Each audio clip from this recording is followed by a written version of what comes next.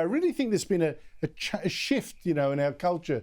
Now, a council in Adelaide has reversed this decision to ban citizenship ceremonies on Australia Day, which is a very woke thing to do for a while. Councillors are saying they still think the day is too divisive, but they polled ratepayers and found those that responded most were actually all for celebrating the day with citizenship ceremonies. What does that tell you?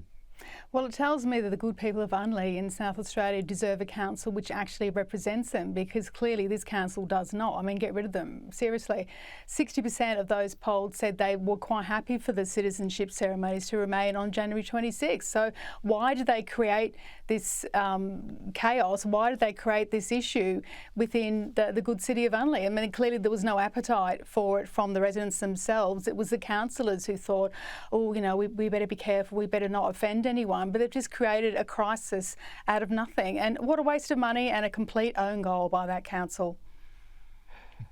Well, I have to say some of the councillors voted against the ban last year and are celebrating now. And credit to the councillors that changed their mind, thinking it's not me that counts, it's what the ratepayers think. But I have to say, Liz, here's like the voice in small, how everyone of that particular class of people that were pushing it thought, everyone agrees with us. All the business folks, all the sporting elites, they all agree with us. It took a vote to actually tell them, hey, you're living in a bubble. Here again with this council. And over 60% of their constituents said no, keep it on Australia 26.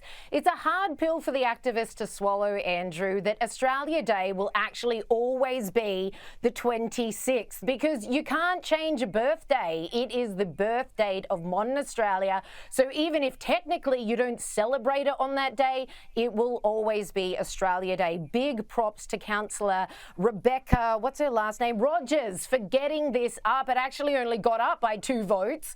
So the vote was 7-5. Just goes to show you that almost half that council were more than willing to put their own personal beliefs on the issue above what their constituents had told them. The people who had elected them to represent them had told them they wanted to happen. Nope, these guys were determined to represent the 40%.